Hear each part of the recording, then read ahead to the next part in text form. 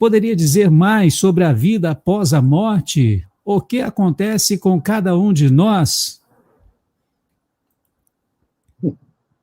Bem,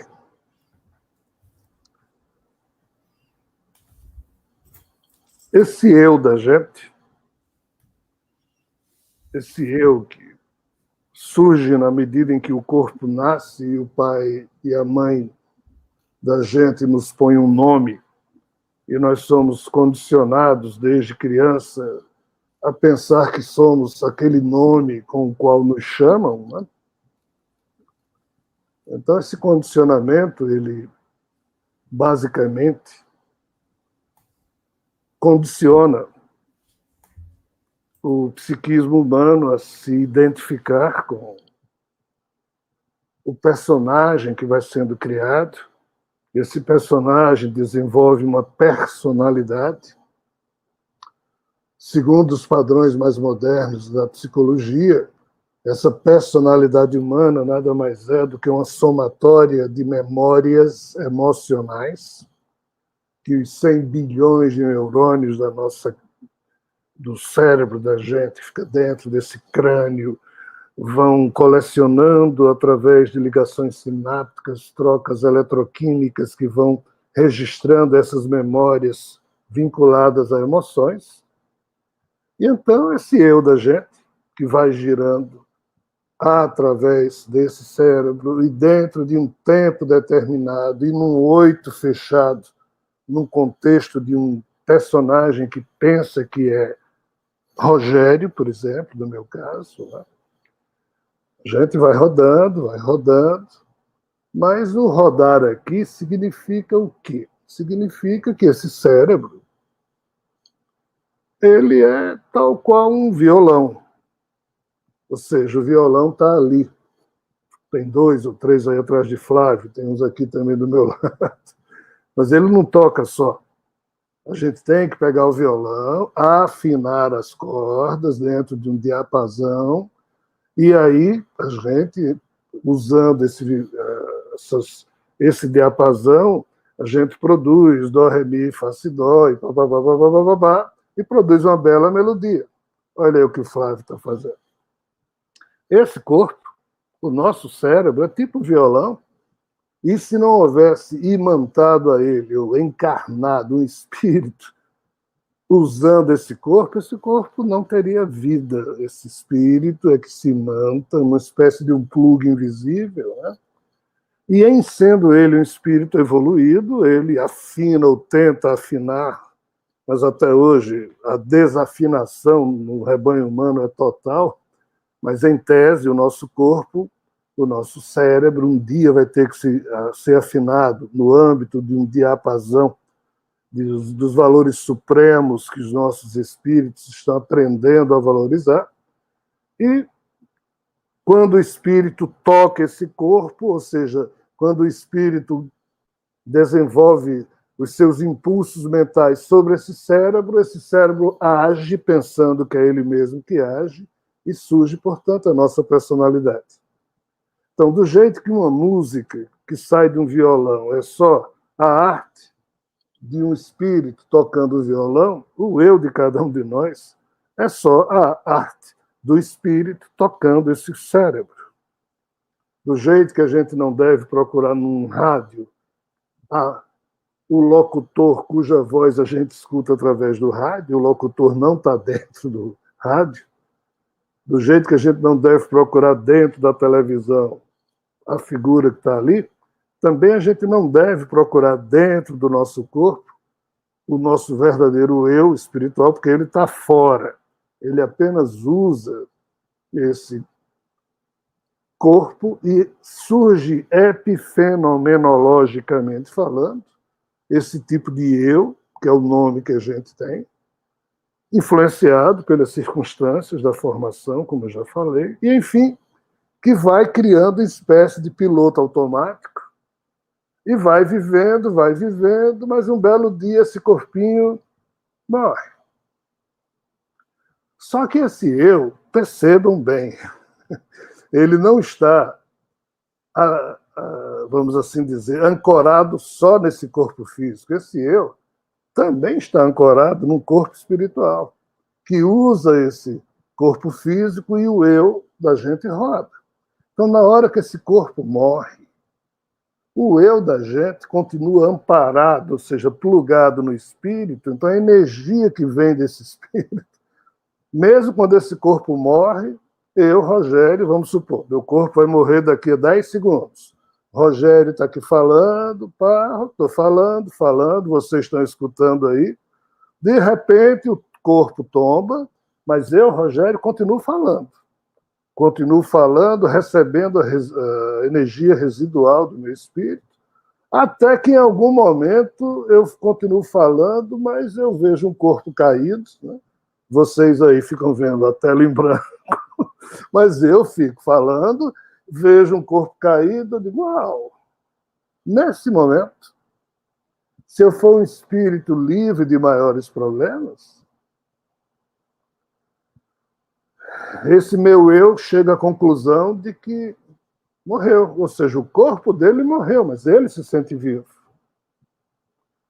Como eu sou minimamente esclarecido quanto ao mundo espiritual, ou mesmo se eu não for muito esclarecido, mas basta que eu imagine que existe vida após a morte, isso é muito importante.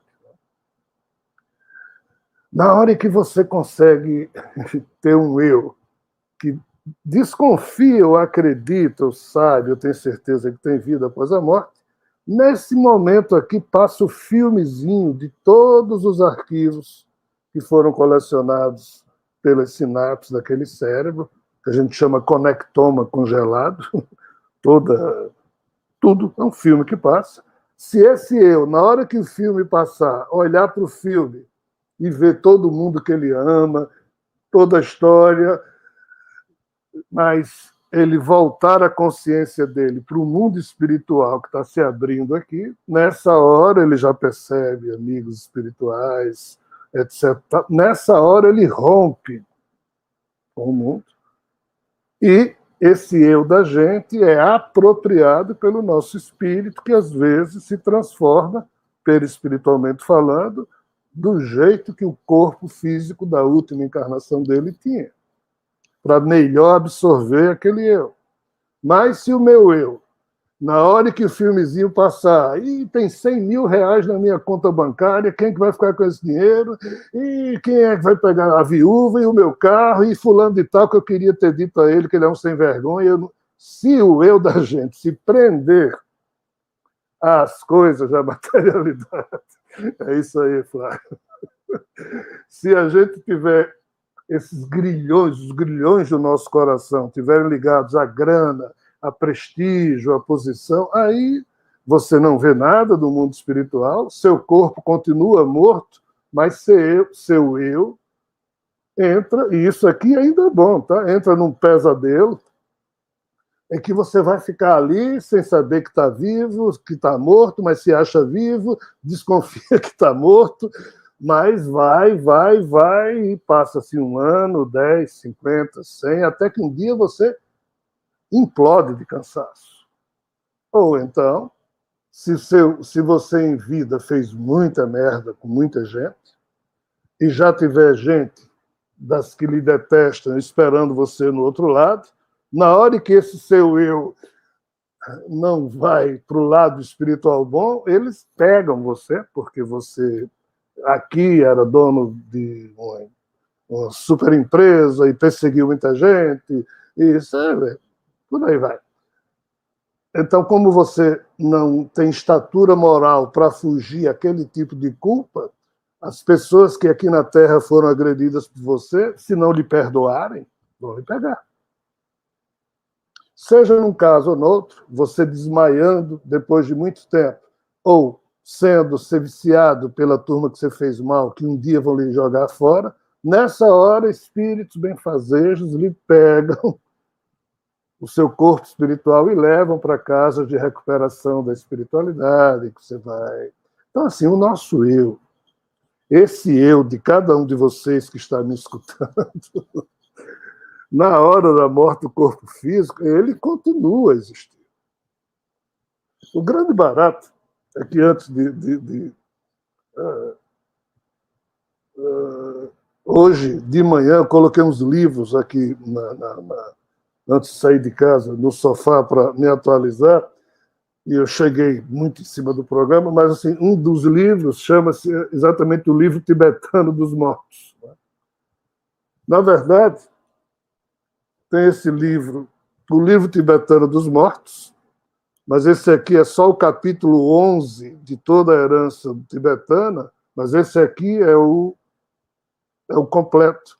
Esse livro aqui nos ensina exatamente a arte do Poa, que é a arte de você morrer bem, para você poder transitar o seu eu do mundo dos encarnados para o mundo dos desencarnados. Ou seja, você mudar a hospedagem do eu que estava ali, num cérebro físico, como aquele corpo morreu, esse eu agora ser transferido e hospedado definitivamente na mente de um corpo que existe o tempo inteiro, que é o corpo espiritual, ainda que feito de uma outra essência. Então, pessoal, o grande barato da vida é viver bem, porque em vivendo bem, morre-se bem também. Mas quem vive mal e se enche de arquivos merda na cabeça e no coração, quem fica com questões mal resolvidas, quem por aí vai, quem se enche de medos. Então, quando se vive mal e fragiliza o psiquismo, essa hora da morte do corpo físico, em que o seu eu sobra na história. Então, assim, é preciso a gente investir um pouco na nossa própria condição psíquica, porque ela um dia vai se ver nessa situação. Né? Eu digo isso com tranquilidade, até porque na condição humana esse corpo já morreu 2 vezes, e 2 vezes eu estive liberto, mas encheram esse corpo de choques, e lá o meu eu teve que retornar para a condição humana, coisa que eu não achei lá muito bom, e nunca agradeci a ninguém ter feito isso, porque a minha verdadeira vontade já é estar no outro lado, porque é bem menos maluco que o daqui, é mais agradável, etc.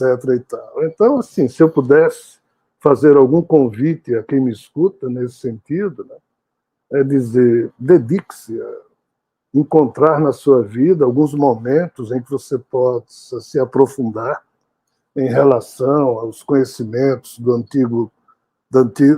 Oriente Antigo, mesmo métodos de yoga, ou meditação budista, qualquer coisa. Eu inventei para mim um yoga muito particular, chamada Mentalma. Então, sinceramente, eu acho que cada ser humano deveria inventar o seu métodozinho, tá? De cuidar da sua vida íntima, do seu psiquismo, primeiro para viver melhor e segundo para poder fazer como os tibetanos fizeram, a arte do Poa, que é a arte de morrer bem e em paz, transferindo o seu eu daqui para lá. Infelizmente, uma coisa tão simples assim poderia ser ensinada em escolas, mas não existe espírito, não existe reencarnação, aí entra frescura religiosa, e de frescura em frescura, de esquisitice em esquisitice, nós permanecemos absurdamente ignorantes, cheios de falsas verdades no psiquismo, mas aquelas que são tão simples e que importam tanto à vida quanto ao que a gente chama de morte, que é você associar o ato de respirar calmamente e desenvolver alguns estados de consciência mais tranquilos, para poder você ser o piloto do seu próprio destino, agindo menos no primeiro impulso e mais no impulso profundo que você precisa providenciar no seu próprio psiquismo. Isso são coisas que você não compra em nenhum lugar, porque não tem esse produto pronto.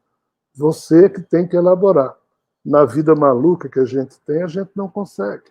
Então, hoje na Terra tem muitas escolas, muitas terapias, muitas figuras que podem nos ajudar disso, muitos livros. A internet está aí disponibilizando ensinamentos. Só não faz quem não sabe priorizar isso como sendo algo importante, ou só não faz quem, mesmo sabendo que isso é importante, ainda não conseguiu acender aquele fogo que nos faz arder a curiosidade, a sensibilidade, dando conta da nossa vida material, mas também investindo um pouquinho na nossa vida espiritual.